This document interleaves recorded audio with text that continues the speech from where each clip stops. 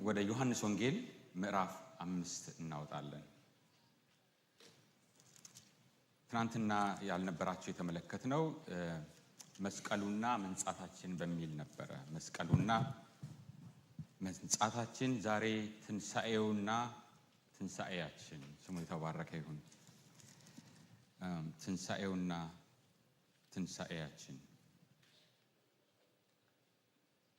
ቁጥር 25 ምዕራፍ 5 ቁጥር 25 እስከ ቁጥር 29 ያለውን አንብበን ወደ ጌታ ቃል እንገባለን። እንደዚህ ይላል። እውነት እውነት እላችኋለሁ ሙታን የእግዚአብሔር ልጅ ድምፅ የሚሰሙበት ሰዓት ይመጣል፣ እርሱም አሁን ነው።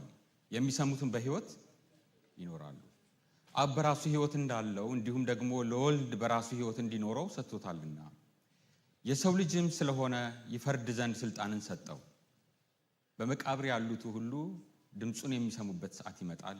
መልካምም ያደረጉ ለሕይወት ትንሣኤ፣ ክፉም ያደረጉ ለፍርድ ትንሣኤ ይወጣሉና በዚህ አታድንቁ። የትንሣኤው ጌታ ጌታችን ኢየሱስ ሆይ ስምህ ብሩክ ይሁን። የተነሳኸው ያረከው በአብ ቀኝ የተቀመጥከው ደግሞ የምትመጣው ታርደህ ነበር፣ አሁን ግን ኃይለኛ ብርቱ የሆንከው እጅግ አድርገን እንባርካለን። የምናወራው ስለ አንተ ነው፣ የምንዘምረው ስለ አንተ ነው፣ የምናውጀው አንተን ነው።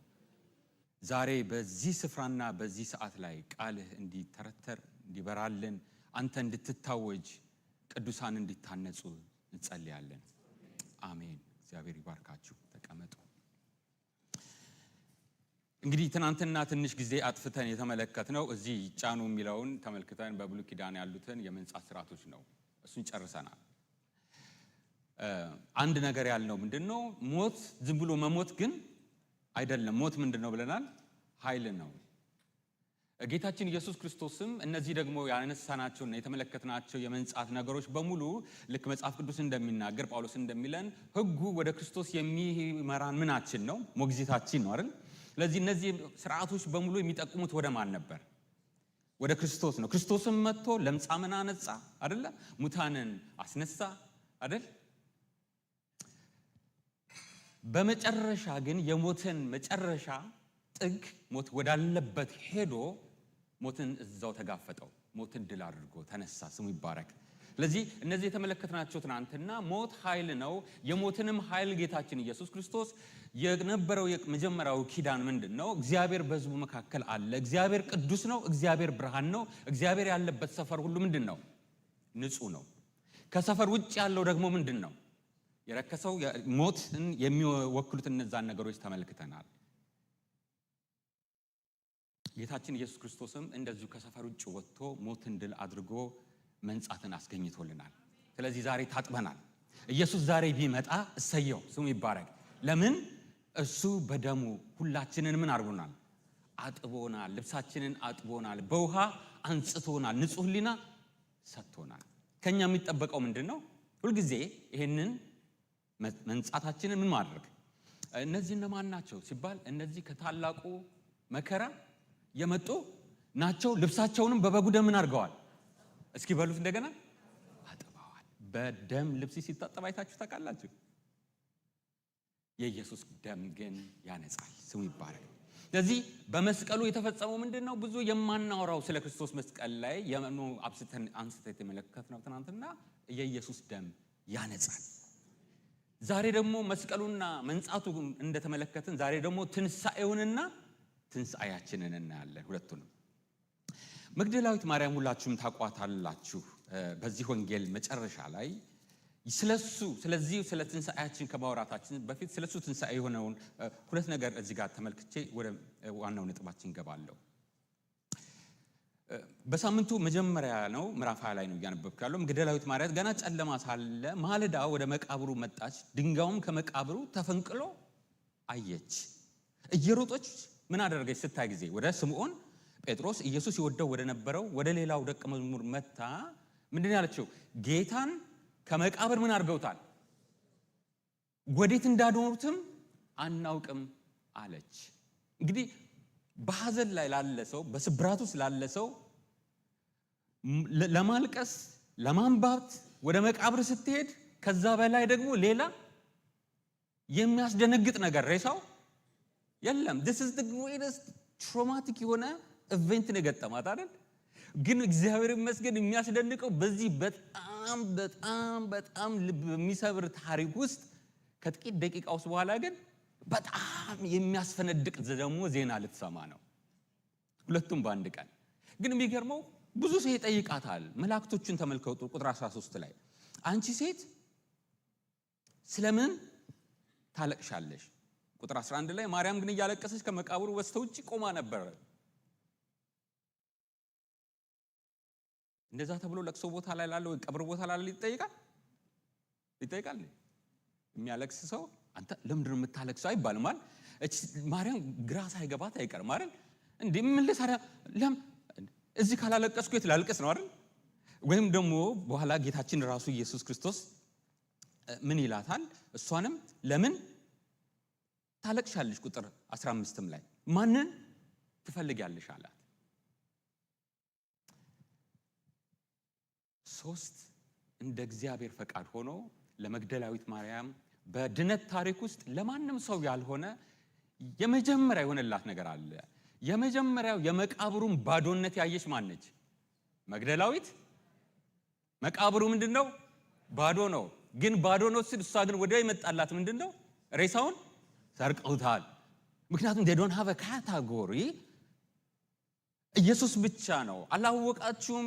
ነቢያት ተነበዩለት፣ ሕግ የመሰከረለት፣ መዝሙራቱ ላይ የተዘመረው ክርስቶስ መከራን እንደሚቀበል በሶስተኛው ቀን እንደሚነሳ በስሙ ለአሕዛብ ሁሉ ምን ንስሐ እንደሚሰበክ አላነበባችሁምን?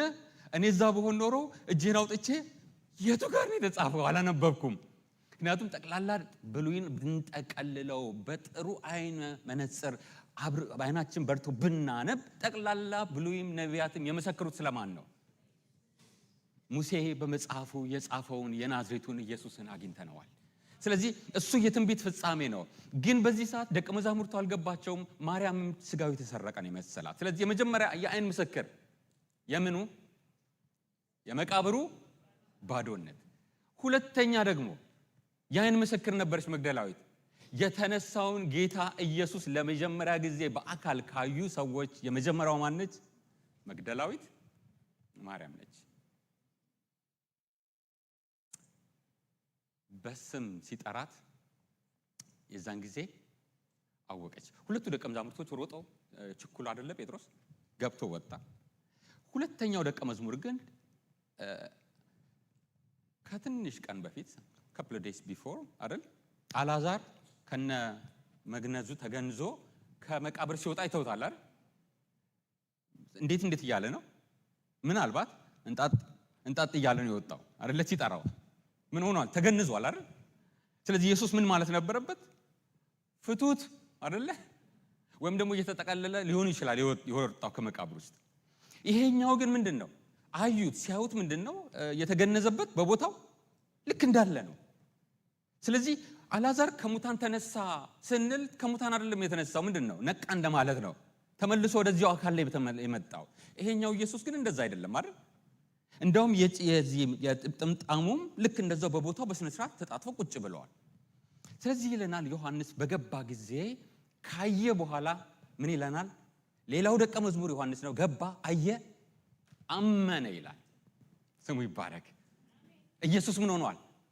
እንደተነሳ ያመነው ምኑን አይቶ ነው? ነገሩን አየና ይሄ ነገር ተነስቷል ማለት ነው። ግን ደግሞ ይወርድና ገና የመጽሐፍን ቃል አላወቁም ነበርና ኢየሱስ ይነሳ ዘንድ እንደሚገባ የሚለውን በቃ ይሄ ነገር ትቷቸው ወደ የቤታቸው ሄዱ። ስለዚህ ማርያም የመጀመሪያዋ ምንድን ነበረች? ባዶ መቃብር ያየች ነች። ሁለተኛ የተነሳውን ጌታ ያየች ያን ምስክር ነች። ሶስተኛ የመጀመሪያዋ መስካሪ ሰባኪ ሴት ነበረች። ሲጠቃለል ታሪክ ቁጥር 18 መግደላው ማርያም መታ ጌታን እንዳየች ይህንንም እንዳላት ለደቀ መዛሙርቱ ነገረች። ኢየሱስ ተነስቷል። መቃብሩ ባዶ ነው። ያን ምስክሮች መስክረዋል። ወደ 500 የሚጠጉ ወገኖችም ያዩታል። ኢየሱስ ሕያው ነው፣ ተነስቷል። አሁን ይሄ የተነሳው ጌታ ደግሞ ስለኛ ደግሞ ይናገረናል። ዛሬ ደግሞ ስለዚህ እንድንመለከት ትንሳኤውና ትንሳኤያችን ወደ ምዕራፍ 5 እንመለስ። ስለዚህ ትንሳኤ ልክ ሞት ማለት መሞት አይደለም እንዳልነው ትንሳኤም ልክ እንደዚሁ ከሞት መንቃት አይደለም። ዛሬ ይህንን እንመለከታለን በሰፊው። አንደኛ ተመልከቱ፣ እውነት እውነት እላችኋለሁ ሙታን የእግዚአብሔርን ድምፅ የሚሰሙበት ሰዓት ምን ይሆናል? እሱም አሁን ይመጣል። ምን የሚሆኑበት? ሙታን የእግዚአብሔርን ድምፅ የሚሰሙበት፣ ይሄም ደግሞ ሙታን ትንሣኤ የሚሆንበትን ቀን ነው እየተናገረ ያለው። ምክንያቱም ይሄ ግልጽ ካልሆነልን ቁጥር 28 እና 29 ተመልከቱ። በመቃብር ያሉት ሁሉ ድምፁን የሚሰሙበት ሰዓት ምን ይሆናል? መልካም ያደረጉ ለሕይወት ትንሣኤ፣ ክፉ ያደረጉ ለፍርድ ትንሣኤ ይወጣሉና በዚህ አትደነቁ፣ አታድንቁ እዚህ ጋር። ስለዚህ እየተናገረ ያለው ይሄ ሙታን የእግዚአብሔር ድምፅ ይመጣል ሲል ስለ ምናዊ ትንሣኤ ነው፣ ስለ አካላዊ ትንሣኤ እኛ አሁን ገና ወደፊታችን ስላለው ነው። ግን ተመልከቱ የተደረበውን ይመጣል። እሺ፣ ግን አሁንም ምን ሆኗል? እያነበባችሁት ነው። አሁንም ሆኗል። ምን ማለት ነው? እንዳንዘነጋ ዳንኤል ምዕራፍ 12ን ስታነቡ ዳንኤል ሲጠናቀቅ የዘመን ፍጻሜ ሲያበቃ ምን ይሆናል? ሙታን ትንሣኤ ይሆናል። አንዳንዶች ወደ ሕይወት፣ አንዳንዶቹ ደግሞ ወደ ዘላለም። መቼ ነው ይሆናል የተባለው? በዘመን ማብቂያ ላይ ነው። ኢየሱስ ከሙታን የተነሳው በምንድን ነው? በዘመን መካከል ላይ ነው። ኢየሱስ ከሙታን ከተነሳ በዘመን መካከል የዘመን መጨረሻ ምን ሆኗል ማለት ነው? ተመርቋል ማለት ነው። ስለዚህ የኢየሱስ ትንሣኤ የዘመን መክፈቻ ነው። አዲስ ዘመን ነው። አዲስ ነገር ምን ሆኗል? ተመርቋል። ስለዚህ ኢየሱስ ከሙታን ተነሳ ብለን ስንል የኢየሱስ ከሙታን መንቃት አይደለም። የአዲስ ሕይወት፣ የአዲስ ስርዓት፣ የአዲስ ዘመን ምንድን ነው? መክፈቻ ስነ ስርዓት ነው። ስሙ ይባረክ። ስለዚህ አዲስ ዘመን ምን ሆኗል? ስለዚህ ኢየሱስ እዚህ ያለው ምንድነው? ይመጣል። አሁንም ደግሞ ምን ሆኗል? ሆኗል። በምን ረገድ ነው ሆኗል እያለን ያለ ነው? እስኪ ከፍ በሉ እንመለከታለን። እዚህ ላይ ቁጥር 24 ላይ ተመልከቱ። የትም እዚያ አልወስዳችሁም ዛሬ። ቁጥር 24 ላይ እውነት እውነት እላችኋለሁ የሚለውን ተመልከቱ። እውነት እውነት እላችኋለሁ ቃሌን ምን የሚያደርግ የላከኝንም ምን አለው? ምን ማለት ነው? የዘላለም ሕይወት ሕይወት ከዛ ሕይወት ከዛ ሕይወት ከዛ ሕይወት ከዛ ሕይወት የማያልቅ ሕይወት ማለት አይደለም። ምን ማለት ነው? የዘላለም ሕይወት የዘላለሙ ሕይወት ማለት ነው። አገኛችሁ? ይሄ ዘመን አለ፣ ደግሞ ምን አለ? የሚመጣው ደግሞ ጌታችን ኢየሱስ ክርስቶስ ከመላእክቱ ጋር በክብር በደመና ሲመጣ ይሄ ስርዓት አልፎ አዲሱ ስርዓት ሲመረቅ ያለው ያኛውን ሕይወት አስቡት። የሱ ሕይወት ማለት ነው። the age meant to come ሲል ወይም ደግሞ eternal life በእንግሊዝኛው አይደለ? the life of the age የዛኛው ዘመን ሕይወት ማለት ነው። የዛኛው ዘመን ሕይወት ዛሬ ኢየሱስ ከሙታን ስለተነሳ በዚህ በሚጠፋው በሚሞተው በሚበሰብሰው ዓለም ውስጥ ሕይወት ምን ሆነ? ወረረ። ስሙ ይባረክ። በኢየሱስ ሕይወት ወደዚህ ዓለም መጣ። እንዴት ነው ይሄንን የምናገኘው? ቃሌን የሚሰማ የላከኝን የሚያምን የዘላለም ሕይወት አለው። ከሞት ወደ ምን ሕይወት ተሻገረ። መቼ? አሁን። ስለዚህ ሙታን የእግዚአብሔርን ድምፅ የሚሰሙበት ሰዓት ይመጣል። አሁን ምን ሆኗል? ሆኗል። እንዴት ነው የሆነው? የላከውን ኢየሱስን አብ የላከውን በማመን ምን ይገኛል? የዘላለም ሕይወት ይገኛል። ይህ የዘላለም ሕይወት ደግሞ የትኛው ነው? ሙታን የእግዚአብሔርን ልጅ ድምፅ ሰምተው አንድ ቀን ሕያው ሲሆኑ የምንገባበትን ሕይወት አሁን ምን ጀምረነዋ ማለት ነው መቅመስ። ለዚህ እግዚአብሔር ሕዝብ እናንተ የዘላለም ሕይወት አላችሁ፣ ልጆቼ ሆይ ጽፍላችኋለሁ ምን እንዳላችሁ? የዘላለም ሕይወት። የዘላለም ሕይወት ይሄ አሁን እዚህ ጀምረነው እዛ ደግሞ የምንቀጥለው ሕይወት ነው። ስሙ ይባረክ። ያ ሕይወት አሁን አለን። ያለን በምን በማድረጋችን ነው? በማመናችን ነው። የሚገርማችሁ ዮሐንስ ወንጌል ላይ እምነት የሚለው ቃል የለም፣ ማመን ነው ያለው። አክሽን ነው፣ ቨርብ ነው። አገኛችሁኝ? በልጁ የሚያምን ነው። ግን እምነት እኮ ነው። ግን ትኩረቱ ምን ላይ ነው? ማመን ላይ ነው። ሰምቶ ምን ማድረግ? ማመን ላይ ነው። ስለዚህ ዮሐንስ አትኩሮት ይሰጠናል። ስለዚህ ህይወት የምናገኘው ምን በማድረግ ነው? በማመን ነው። ማንን በማመን? ኢየሱስን የእግዚአብሔር ልጅ በማመን ምን እናገኛለን? የዘላለምን። ይሄ የዘላለም ህይወት ደግሞ የምን ህይወት ነው? እዛም የምንቀጥለው ህይወት ነው። እንዴት ነው ይሄ የተገኘው? ይሄ ህይወት የተገኘው ተመልከቱልኝ። እዚሁ ላይ ነግሮናል። እንዴት ነው የዘላለምን ህይወት የተቀበልነው? ወይም ደግሞ እሺ ኢየሱስ ከሙታን በመነሳቱ ከእንግዲህ ወዲህ አይሞትም፣ ዘላለማዊ ነው፣ የማይበሰብስን አካል ለብሷል። ግን አንድ ቀን እሱ ራሱ ሁሉን ለራሱ ባስገዛበት ኃይል ለዚህ ለሚሞተው ሰውነታችን ህይወትን ይሰጠዋል። ያን ግን አሁን የተቀመስነው እንዴት ነው? እንዴት ነው የሆነው? ተመልከቱት። ሙታን የእግዚአብሔርን ልጅ ምን ድምፅ በሉት እስኪ። ይሄ ህይወት የተፈጠረው በምንድን ነው? በድምፅ ነው። ያኛውን ህይወት የዘላለምን ህይወት የተቀበልነው ምን በመሆን ነው? ድምፅ ሰምተን ነው። የማንን ድምፅ? የእግዚአብሔርን ልጅ ድምፅ። ስለዚህ የእግዚአብሔር ልጅ አንዴ እንደገና ወደፊት በኋላ እንደምንመለከተው እንሰማዋለን። እያንዳንዳችንን በስም እየጠራ ሶ ስፒክ ተነሺ ተነሳ እያለ ሁላችንንም ያስነሳናል። ያ ዘመን ይመጣል። አሁንም ደግሞ ምን ሆኗል? አሁንም ደግሞ ዛሬ ጌታ ኢየሱስ በወንጌል ውስጥ እየተናገረ ነው። በወንጌል ውስጥ ዛሬ ሰዎችን ይለውጣል፣ ህይወትን ይሰጣል። ስሙ ይባረክ።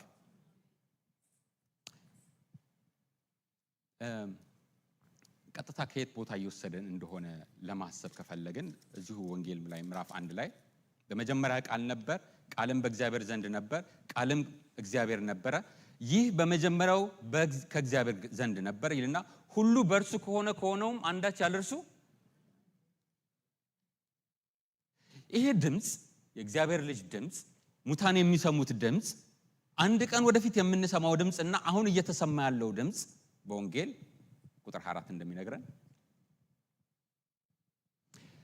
አስቀድሞ እግዚአብሔር ዓለምን ሲፈጥር የፈጠረበትን ድምፅ ነው የሚያስታውሰን። በመጀመሪያ እግዚአብሔር ሰማይንና ምድርን ምን አደረገ? ፈጠረ። የፈጠረው እንዴት ነው? ብርሃን ይሁን ሲል ብርሃን ሆነ። ስሙ ይባረክ። እንደዚህ ይሁን ሲል ሆነ፣ ሆን ሲል ሆነ ነው ጠቅላላ ዘፍጥረት። ስለዚህ ጌታችን ኢየሱስ ክርስቶስን በወንጌል ዛሬ ሁሉ የተፈጠረው በማን ነው? በኢየሱስ ነው አይደል? እሱ የእግዚአብሔር ድምፅ ነው። እሱ የእግዚአብሔር ቃል ነው። በወንጌል ዛሬም ይናገራል። ዛሬም በወንጌል የክርስቶስ ድምፅ ይሰማል አይደለ? ያ ድምፅ that creative power ሁሉን የፈጠረ ቃል ዛሬ ደግሞ ለእያንዳንዳችን ህይወት ያንኛውን ህይወት እንድንወርስ በወንጌል እየተናገረን ነው። ድምፁ ኃይለኛ ነው። ድምፁ ይፈጥራል። he's shaping እየሰራን ነው፣ እየለወጠን ነው፣ እያደሰን ነው። በምን? በዚህ ድምፅ። ድምፁ ክሪኤቲቭ ነው። ክብር ለስሙ ይሁን። ለዚህ ነው የሚሰሙትም በህይወት ይኖራሉ ያለን። የእግዚአብሔርን ልጅ ድምፅ የሚሰሙት በህይወት ይኖሩ። መቼ? አሁን። ዋናው ቁም ነገራችን እሱ ነው። ወደፊት አይደለም የምንጠብቀው። መቼ? አሁን። ስሙ ይባረክ። ለዚህ ነው ሮሜም ላይ እነዚህ ሐሳቦች በጳውሎስም ላይ የተንጸባረቁ ናቸው። ኢየሱስን ከሙታን ያስነሳው የእርሱ መንፈስ በእኛ ቢኖር ለሚሞተው ሰውነታችን ምን ይሰጠዋል? ህይወትን ይሰጠዋል። ይሄ እኮ ሊሞት ያለ ሰውነት ነው ገና አይደል? በዚህ ሰውነት ውስጥ እያለን ኢየሱስን ከሙታን ያስነሳው ያኛው መንፈስ ካለ ያኛው የትንሣኤው ኃይል በማውስጥ እየሰራ ነው ማለት ነው። ስለዚህ ከትንሣኤ ህይወት አሁን መካፈል ጀምረናል ማለት ነው አይደል? መቅመስ ጀምረናል ማለት ነው። ይሄ የሆነው በማን ነው? እዚህ ጋር እንደምናየው በክርስቶስ ኢየሱስ በዚህ ታላቅ ድምፁ ነው። ለዚህ እውነት እላችኋለሁ ሙታን የእግዚአብሔርን ልጅ ድምፅ የሚሰሙበት ሰዓት ይመጣል አንድ ቀን ወደፊት። አሁንም ጀምሯል ያን። ዛሬም ሙታን የነበርነውን እኛ በኃጢአትና በበደላችን ሙታን የነበርነውን ሁላችንም ከክርስቶስ ጋር አስነሳን፣ ህይወትንም ሰጠን። ስለዚህ የዘላለም ህይወት አለን። ቁጥር 26 እና 27 ማብራሪያውን ይሰጣናል። ይሄ ለይት እንዴት እንደሆነ ወንጌልን በሰማን ጊዜ በውስጣችን የሆነው ነገር ይሄ ሕያው መሆናችን ወደ ህይወት መምጣታችን ያ የትንሣኤው ኃይል ነው። ከዛ ዘመን መካፈል ጀምረናል። ይሄ እንዴት ነው የሆነው? ቁጥር 26 እና ቁጥር 27 ና ብሎ የሚያልቀው የሚያብራራልን እሱን ነው። ቁጥር 26 ምን ይላል? አብ በራሱ ህይወት እንዳለው እንዲሁ ደግሞ ለወልድ በራሱ ህይወት እንዲኖረው ሰጥቶታልና የሰው ልጅም ስለሆነ ይፈርድ ዘንድ ስልጣን ሰጠው። አብ በራሱ ምን አለው? ህይወት አለው። በራሱ ህይወት አለው ማለት ነው። ላይፍ ኢን ሂምሰልፍ። ኢየሱስ የዘላለም ህይወት መስጠት የሚችለው ምክንያቱም ኢየሱስ እንደ አብ እሱም በራሱ ህይወት እንዲኖረው አብ ሰጥቶታል። አገኛችሁ እዚህ ጋር ሐሳቡን አፈሳሰስ። ስለዚህ የሚሰጠው ህይወት ኢየሱስ የማን ህይወት ነው? የተበደረ ህይወት አይደለም። እሱም በራሱ አሁን እዚህ ጋር እንድናይ የፈለኩት ምን ማለት ነው? አብ በራሱ ህይወት አለው ሲል በራሱ ምሉእ ነው ስንል ምን ማለታችን ነው? የተፈጠረው ነገር ሁሉ የሆነ ነገር ያስፈልገዋል ለመኖር አይደል? መብላት አለብን፣ መጠጣት አለብን በህይወት ለመኖር። ፍጥረት ሁሉ እግዚአብሔር ያስፈልገዋል። እግዚአብሔር ግን ምን ያስፈልገዋል? ምንም። በአንድ ወቅት እግዚአብሔር አምልኮ ይጠማል የሚባል ነገር ሲባል ሰምታችሁ ታውቃላችሁ? በፊት እናምልከው እግዚአብሔር አምልኮ ስንመራ አንዳንዴ በቃ ሰዎች እንዲያመልኩ እግዚአብሔርን ስጡት፣ አምልኮ ይራባል። እግዚአብሔር አይራብም። ምንም ነገር የምንም ነገር ረሃብ የለውም። እግዚአብሔር አይጠማም። እግዚአብሔር ምን አለ? መስዋዕት ነው የምፈልገው። መሰላችሁ እንዴ? መዝሙር 50 ላይ መሰላችሁ እንዴ? እኔ መስዋዕቱ አቅርቡልኝ ሲል እምበላው መሰላችሁ እንዴ? በሺህ ተራሮች ያሉ ከብቶች ማን ናቸው? ከፈለኩኝ አንዱ ነው ሲጭ አርጄ እበላለሁኝ። እኔ እሱ ከሆነ ፍላጎት እናንተን አልጠይቅም። የጠየቀው ግን መስዋዕቱ እግዚአብሔር ስለሚያስፈልገው መስዋዕት ስንሰዋ አንድ እስራኤላዊ ወይም አይሁዳዊ እግዚአብሔር ስለሚያስፈልገው ከሆነ ተሳስቷል ሲጀመር አይደል? እግዚአብሔር ምንም አይነት ፍላጎት የለውም። እግዚአብሔር በራሱ ምሉእ ነው። ላይፍንም ሰልፍ ነው ያለው። አይፈልገንም። እኛን እኮ ፍጥረቱ አያስፈልገውም። ስለማያስፈልገው የፈጠረውን ነገር ሁሉ እግዚአብሔር ሲመግብ ጸጋ ይባላል። የእግዚአብሔር ምሕረት ይባላል። ስለዚህ እግዚአብሔር አብ ሲያድን፣ ሲፈጥር፣ ሲምር፣ ሲፈርድ፣ ሲመግብ እነዚህን ሁሉ ሲያደርግ ምን አይደለም? ከፍጥረቱ የሆነ ነገር ፈልጎ አይደለም። ጳውሎስ ሐዋርያት ሥራ 17 እንደተናገረው ማለት ነው አይደል? እሱ በሰው እጅ አይገለገልም። ሰው በሰራው ቤት ውስጥ አይኖርም አይደለ? አንዳች ነገር እንደምንጨምርለትና እንደምናደርግለት ማሰብ የለብንም። እግዚአብሔር ምንድነው? ምሉእ ነው። ህይወቱ በራሱ ነው። ሰልፍ ሰፊሽንት ነው። he has life in himself። በራሱ ህይወት አለው። ወልድም በራሱ ህይወት አለው። ልክ የአብ ህይወት የወልድም ህይወት ነው። ወልድም እንደዚሁ ምንድነው? ስለዚህ ወልድ ህይወትን ሲሰጥ የሚሰጠው ምንድነው? የተበድሮ አይደለም የሚሰጠው። አገኛችሁ እዚህ ቦታ ላይ በህይወት ይኖራሉ ካለ በኋላ አብ በራሱ ህይወት እንዳለው እንዲሁም ለወልድ በራሱ ህይወት እንዲኖረው ሰጥቶታል። ስለዚህ መስጠት ወደዛ በሰፊው መግባት አልችልም። እቺን ብቻ ከያዛችሁልኝ በቂ ነው። ኢየሱስ ምን ያደርጋል? ህይወትን ይሰጣል። ህይወትን ሲሰጥ ደግሞ የሚሰጠው ህይወት የማንን ህይወት ነው? የእግዚአብሔርን ህይወት ነው። ክብር ለስሙ ይሁን። ስለዚህ ዮሐንስ 1:4 ላይ አሁንም ተመልከቱ። በመጀመሪያ ቃል ነበር፣ ቃልም ከእግዚአብሔር ጋር ነበረ ካለ በኋላ ሁሉ ነገር የተፈጠረው በሱ እንደሆነ ከነገረን በኋላ ይሄም የእግዚአብሔር ድምጽ እኛን እንደሚፈጥረን ህይወት እንደሚሰጠን ሁሉ 1:4 ላይ ስትመጣ በሱ ዘንድ ምን ነበረች? ህይወት ነበረች። ህይወትም ለሰው ሁሉ ምንድን ነበረች? ብርሃን ነበረች። ብርሃኑም በጨለማ ይበራል፣ ጨለማም በወልድ ምን አለ? ህይወት አለ። ስሙ ይባረክ። በወልድ ምን አለ? እስኪ ህይወት አለ በሉ። ያ ህይወት ለኔና ለናንተ ሰጥቶናል። ጨለማው ምን ያደርጋል? ይገፍልናል። የዘላለም ህይወት አለን። የእግዚአብሔር ልጅ ድምጽ ይሄንን አድርጎት ከሙታን የተነሳው እኛንም ዛሬ በህይወት እንድንኖር አስጀምሮናል። ወደፊት የምንቀጥለውን ህይወት አሁን እሱ የሚኖረውን ህይወት እንድንኖር አስጀምሮናል። ለዚሁ እያሳየን ያለው ይሄ ነው። ዮሐንስ 11:25 ላይ ማርታ ማርያም አልዓዛር ከሞተ በኋላ ትዝ ይላችኋል፣ አንተ ብትኖር እዚህ ወንድምሽ ምን ይሆናል? ይነሳል። ልክ የተማረችውን የመለሰችው አይደል? አዎ ምን ጥያቄ አለ? ወንድሜማ በዘመኑ መጨረሻ ምን ይሆናል? ይነሳል። ታምኛለሽ? አዎ አምናለሁ። አንተ ያው እግዚአብሔር ልጅ ነህ፣ አምናለሁ። ነገር ግን በእኔ የሚያምን ቢሞትም እንኳን ምን ይሆናል? ሕያው ይሆናል። ምክንያቱም ሕይወትና ትንሣኤ እኔ ነኝ። እኔ እሆናለሁ አላለም አይደል? እኔ ምን ነኝ። ስለዚህ በኢየሱስ የሚያምን ዛሬ ሕይወትን ይቀበላል፣ ሕይወትን ያገኛል። የሚያገኘው ሕይወት ፍራሽ አዳሽ የሚለው የለም። እነዚህ እየዞሩ እንደዚህ አይነት ሕይወት አይደለም የሚሰጠው። እሱ የሚሰጠው ሕይወት ዘላለማዊውን ሕይወት ነው። አይጠግንም፣ ይለውጣል።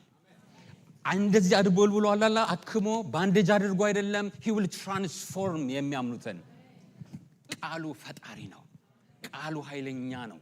በዘፍጥረት 1 ላይ የምታዩትን ቃል የተናገረ እግዚአብሔር የፈጠረበት ልጁ ነው። ዓለማትን በፈጠረበት ልጁ በዚህ ዘመን መጨረሻ ተናገረን። ቃሉ ይሰራል።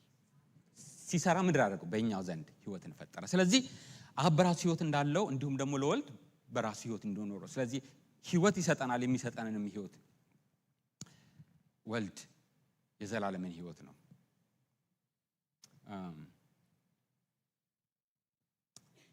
ይሄን ባትሪ ስልክ ብትመለከቱ ትንሽ ብቆይ 4 ሰዓት 5 ሰዓት በኋላ ይሞታል አይደል? በራሱ ምን የለውም፣ ፓወር የለውም አይደል? ቻርጅ መሆን አለበት። ወይም እሺ እንበልና እዚህ ቤት ያለው ኤሌክትሪክ ብትሉኝ ኦኬ፣ ዘንድሮ በኒውክሊየር ፓወር ነው አይደለ? ፓወርድ የሚሆነው ኃይለኛ ይመስላል አይደለ? yes ኃይለኛ ነው። ግን ኒውክሊየር ፓወር ስቲል ምን ዩሬኒየም የሆነ ከማዕድን ወጥቶ ተሰርቶ ነው አይደል የሆነው? ኃይል ብታስቡ በራሱ ኃይል ያለው ነገር አለ። ይሄ ነገር ይሰራል፣ ጥሩ ነው፣ ያበራል፣ ብዙ ጠቀሜታ አለው። ነገር ግን በራሱ ኃይል የለውም። ብዙ ነገሮች አሉ ዘንድሮ ሕይወት የሚሰጡን ወይም ደግሞ ወደ እኔና ሕይወት ሰጣለሁ የሚሉን የሚያባብሉን፣ የሚያማማልሉን እንዲያውም ሪሊ የሚመስሉ ነገር ግን እነዛ ነገሮች በራሳቸው ሕይወት የላቸውም። በራሱ ሕይወት ያለው አንድና አንድ ብቻ ነው፣ ጌታችን ኢየሱስ ክርስቶስ ያለና የሚኖር። ሞቶ መነሳት የለበትም እሱ ሕይወትን ለመስጠት።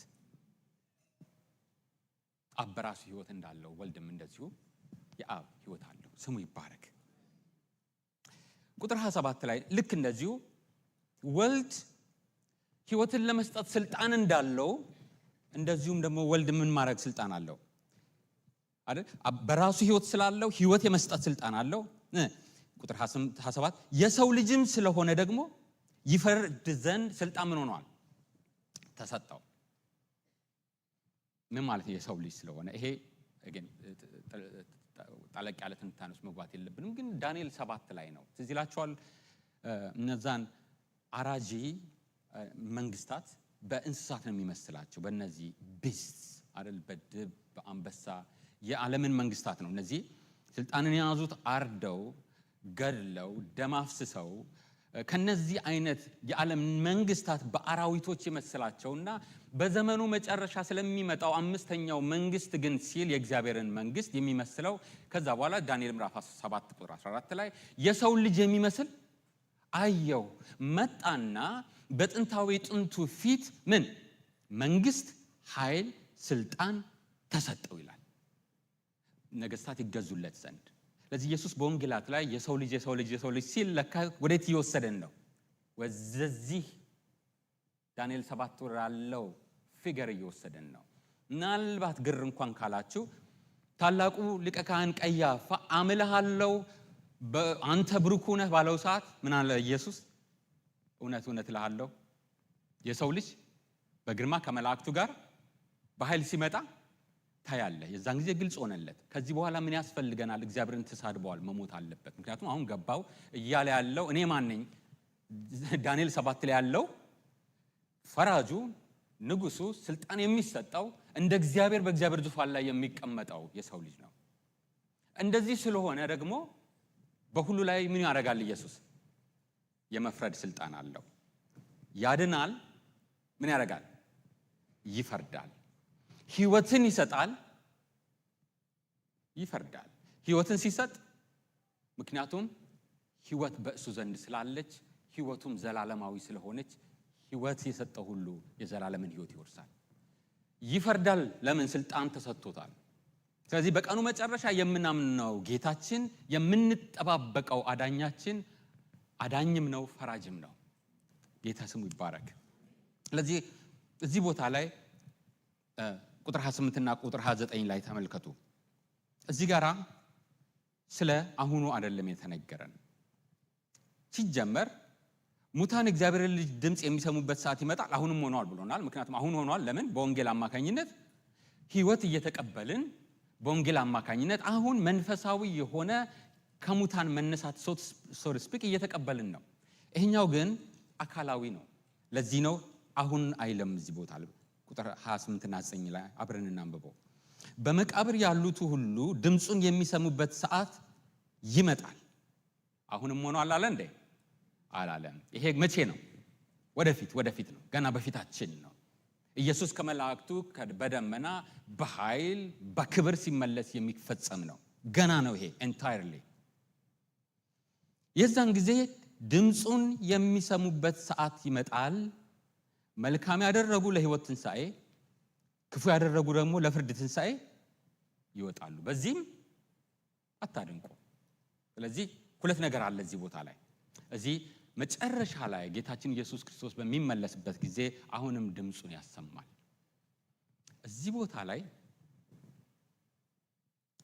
አስቀድሞ አሁን ድምጹን የሰሙት ሁሉ በወንጌል ለምን ይነሳሉ?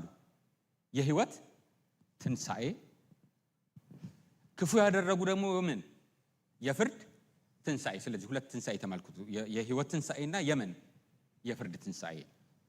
አሁን ሕያዋን የሆኑት ከሕይወት ትንሣኤ ተካፋዮች ይሆናሉ። ያላመኑት ሕይወትን ለመቀበል እምቢ ያሉት ወደ ብርሃኑ መምጣት ያልፈለጉት በቀኑ መጨረሻ ግን ያኛው ቀን ሲመጣ ግን የፍርድ ትንሣኤ ይላል። ሁሉም በፍርድ ትንሣኤ ምን ማለት ነው? ሁሉም ይነሳሉ። አንዳንዶች ወደ ፍርድ፣ አንዳንዶች ወደ ዘላለም ሕይወት ማለት ነው። ስለዚህ ይህ ራሱ ወንጌል የተጻፈው ለምንድን ነው ማለት ነው?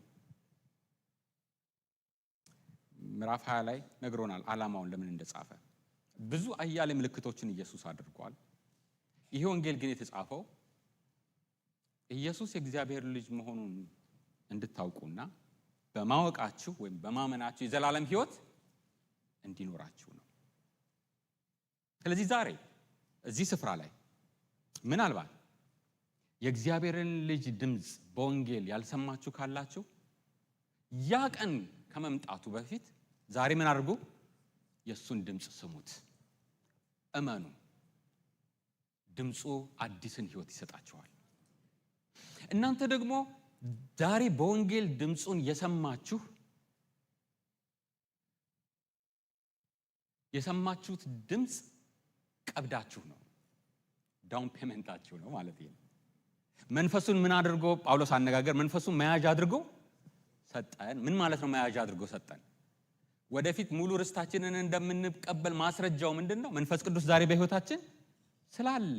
መንፈስ ቅዱስን ከተቀበላችሁ የእግዚአብሔር ሕዝብ ለመሆናችሁ ምንድን ነው? የንጉሱ ማህተብ ናችሁ፣ አለባችሁ። ማን አለ በእናንተ ውስጥ? መንፈስ ስላለ። መንፈስ ቅዱስን ለዚህ መያዣችን ወይም ቀብዳችን ይለዋል። ልክ እንደዚሁም አሁን እዚህ አነጋገሩ ላይ የመጀመሪያውን የእግዚአብሔር ልጅን ድምፅ የሚሰሙት አሁን በቀኑ መጨረሻ ላይ የራሳችሁን እስኪ ስም የከተታችሁ አሁን የምለውን ራሳችሁ በሉ። እኔ የራሴን ስም ልክተትና ሳሚ ተነስ ብሎ የእግዚአብሔር ልጅ ድምፅ ይናገራል። እናንተም እያንዳንዳችሁ ራሳችሁን ስም እዛው ክተቱ። የዛን ጊዜ ትነሳላችሁ። ድምፁ ያስነሳል። መቆፈር የለበትም። ኢየሱስ ዳግም ሲመጣ በሚመለስ ጊዜ ድምፁን ያሰማል። ያ ድምፅ በነጎድጓድ፣ በመብረቅ፣ በመለከት ተመስሏል። አቡ ቀለምሲሳዊ በሆነ መልኩ ግን በሚገለጥበት ጊዜ ሁላችንንም ይጣራናል፣ ህዝቡን ይሰበስባል። ሃሌሉያ! ሁላችሁም በሕይወት ትኖራላችሁ። ማስረጃው ዛሬ የሱ ድምፅ ዛሬ እናንተ ውስጥ ካለ የዛን ጊዜ ድምፁን ስትሰሙ ወደ እርሱ ትሮጣላችሁ። የዛን ጊዜ የሱ ድምጽ ሲሰማ መቃብር ጉልበት የለውም። የባህር ኃይል የለውም። በኮንክሪት በድንጋይ ተቀበሩ፣ የሱ ድምጽ ሲመጣ ተፈነቃቅሎ ትወጣላችሁ። there is nothing የሚከለክላችሁ ነገር። ለዚህ ነው ጳውሎስ ከእግዚአብሔር ፍቅር የሚለየን አንዳች ነገር የለም። ሞት ቢሆን ይላል፣ ኃይላት ቢሆኑ፣ ያለው ቢሆን፣ የሚመጣው ቢሆን nothing will separate you, nothing። ዛሬ ግን ድምፁ አላችሁ ወይ? ጥያቄው እሱ ነው አይደለ? ድምፁ አለ ወይ? ቃሌን የሚሰማ የላከኝንም የሚያምን የዘላለም ሕይወት ምን አለው? ግባችን ይሄ በዚህ ዘመን ደግሞ ደጋግሞ መነገር አለበት ብዬ ከማምናቸው ነገሮች ነው። አሁን ኢየሱስ ቢመጣ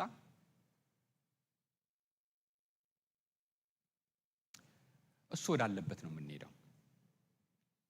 ግን ራእይ 21 እና 22ን ብትመለከቱ አየው አዲሲቱ ከተማ አዲስ ሰማይና ምድር ከሰማይ ወደ ላይ ሲወጡ ነው ያለው፣ ወደ ታች ሲወርድ ነው ያለው አይደል እንዴ? የምንጠብቀው ተስፋ ምን አይነት ተስፋ ነው? ደመና ላይ ሆኖ በገና እየደረደሩ መናፍስት ሆኖ መኖር ነው እንዴ? አዲስ ኪዳን ቪዥን ነው።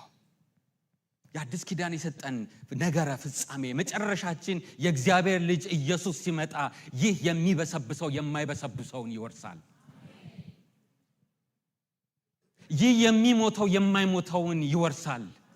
ሞት ድባቅ ይመታል። አካል ይሰጣችኋል። እሱን የሚመስል ሰውነት ይኖረናል። ለዛ ነው ፊልጵስዩስ እንደሚለው አይደል እንዴ? ሁሉን ለራሱ ባስገዛበት በዚህ ኃይል ሞትን ረግጦ በገዛበት በዚህ ጉልበቱ ያለ ልክ ከፍ ከፍ ብሎ በአብ ቀኝ በተቀመጠበት ኃይላትን፣ ስልጣናትን፣ ነገስታትን ሁሉ በገረሰሰበት በዚህ ኃይሉ አንድ ቀን ይመጣና ክብሩን፣ ስጋውን፣ ሰውነቱን እንድትመስሉ ያደርጋችኋል። that is the Christian view። ነገረ ፍጻሜያችን እንደዛ ነው። በአካል እንነሳለን፣ ጌታን እናየዋለን፣ ሪዩኒየን ይኖራል። በክርስቶስ ያንቀላፉ ሁሉ ይነሳሉ። እንደዚህ አሁን ይተመልከቱ። ይሄን ሁሉ አይደለ በቢሊየን አድርጉት። የስብሰባ ቀን አለ፣ የበጉረት አለ። ሁላችንም በአካል ተነስተን ክርስቶስ ኢየሱስን እንመስለዋለን። እስከዛ ወደዛ እንሄዳለን። እሱ ባለበት እንቀመጣለን። እሱ ሲመጣ ግን በክርስቶስ ያንቀላፉት አስቀድመው ይነሳሉ። እኛም ጌታን ለመቀበል በአየር ላይ ከነሱ ጋር አብረን ምን ሆናለን? እንወሰዳለን። ፍጻሜያችን ክርስቶስ ኢየሱስን መምሰል ነው። እስከዛ ድረስ ይዞልናል። ነገረ ፍጻሜያችንን ይዞልናል። መጨረሻችን በሱ እጅ ነው ያለው። ሃንጋን ተስፋ አትቁረጡ። ድምፁን ያዙት። ያ ድምፅ ዛሬ ይምራችሁ። ያ ድምፅ ዛሬም ደግሞ ደጋግሞ ይናገራችሁ። ዛሬ ተመለሱ ይበላችሁ። ዛሬ በዚህ ሂዱ ይበላችሁ። ዛሬ ያንን ህይወት እየጨመረ ይስጣችሁ። ልጆቼ ሆይ ጽፍላችኋለሁ የዘላለም ህይወት እንዳላችሁ። ህይወት አላችሁ።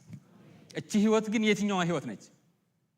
እንግዳ አይሆንብንም። ኢየሱስ መጥቶ ወደዛኛው ስንገባ እስናገነበ አዲስ ሰዓት ውስጥ ነው የምንገባው።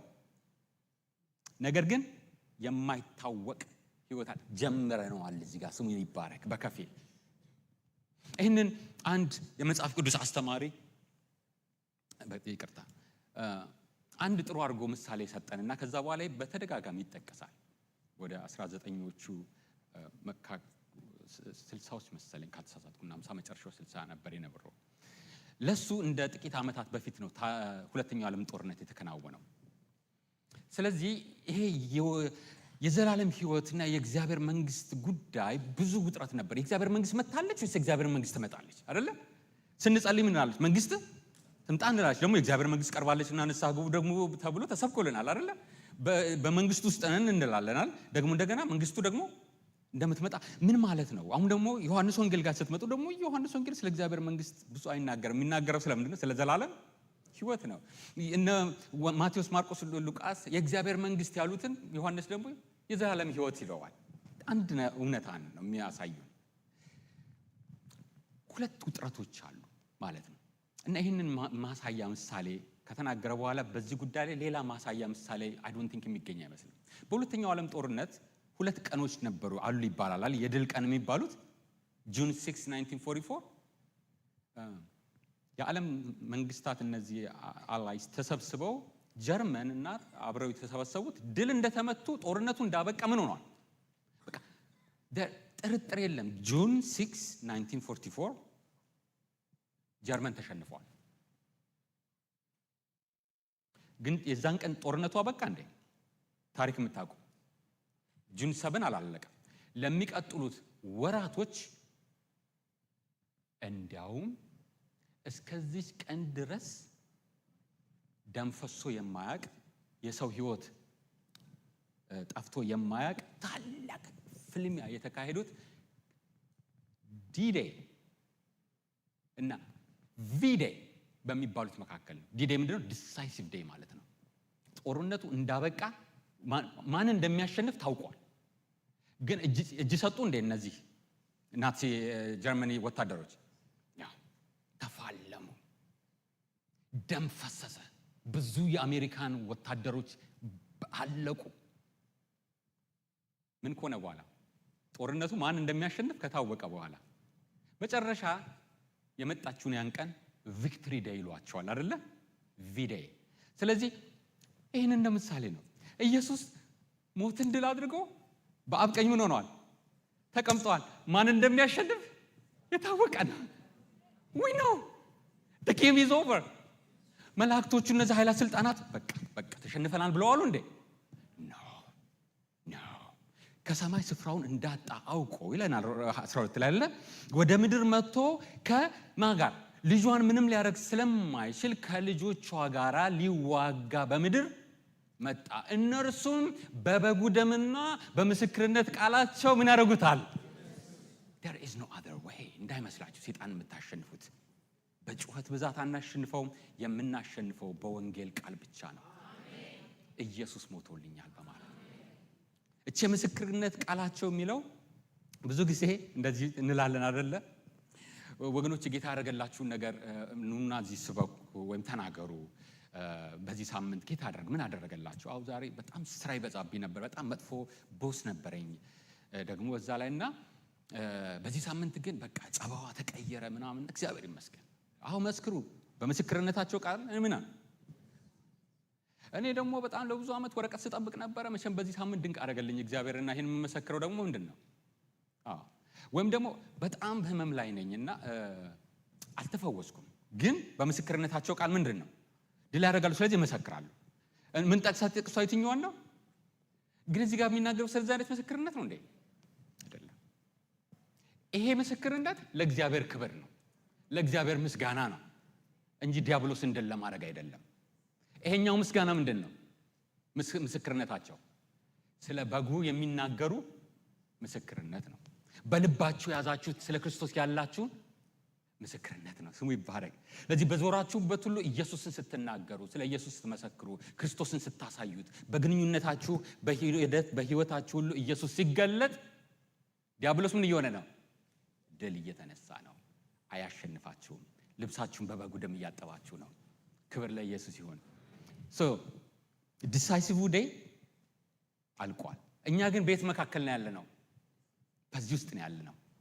ታላቅ ፍልሚያ አለ፣ ግድያ አለ፣ ከዲያብሎስ ጋር ግብ አለ። ለዚህ ነው አዲስ ኪዳን ላይ ያያችኋል ስሜት ይሰጣል አይደል? አሁን ክርስቶስ ከፈለ፣ ሞተልን፣ ድል አድርጎልናል፣ የኛ ነው ማለት እጅ አጣጥፈን እንቀመጣለን ማለት አይደለም። ምን እናደርጋለን? የጦር ዕቃ እንለብሳለን ማለት ነው። ኢየሱስ ጌታ ነው። ስለዚህ ትንሣኤው ልክ ሞት ትናንትና መሞት እንዳልሆነ ከመሞት ያለፈ ኃይል እንደሆነና ኢየሱስም ያንን ድባቅ እንደመታ ትንሣኤም ምን አይደለም ከሞት ንቅት ማለት አይደለም። ምንድነው?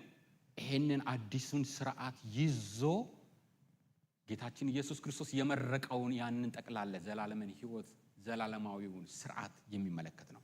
እቺን አንብበን እንጨርሳለን። እስኪ ራእይ ምዕራፍ 21 ላይ ትናንት የተመለከትነው ዛሬም የተመለከትነው መስቀሉና መንጻታችን መስቀሉና ትንሳኤያችን የሚለውን በዚህ አጠቃልሎ ራእይ ምዕራፍ 22 ቁጥር 22 ምዕራፍ 22 ቁጥር 2 ላይ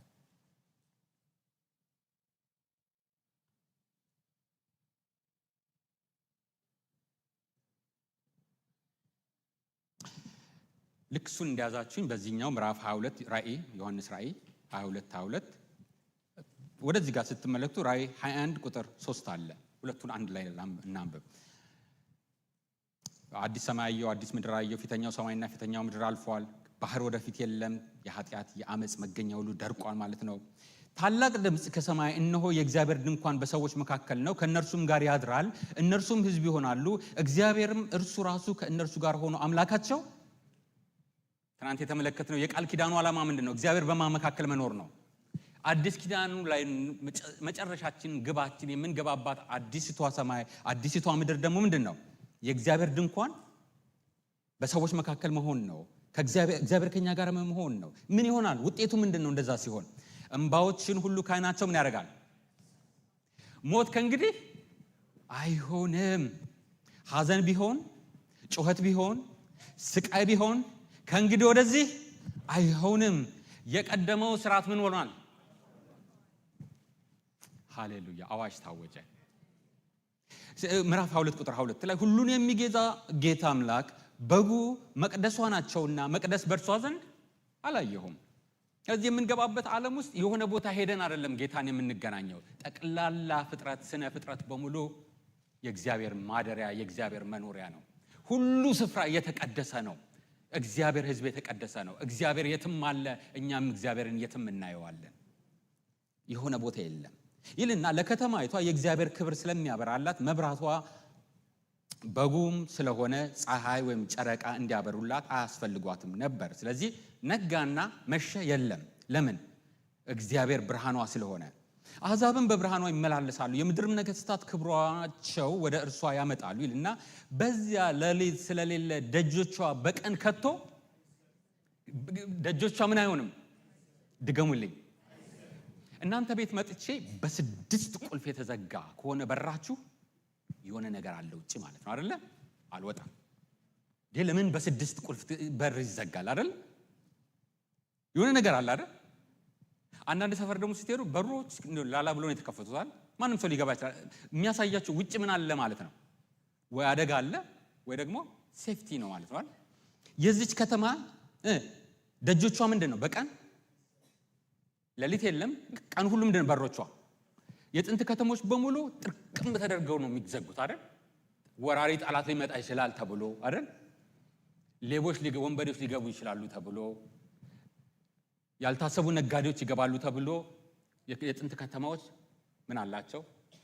ግንብ አላቸው፣ በር አላቸው። ማማው ላይ የተቀመጡ ደግሞ ጉበኞች አሉ።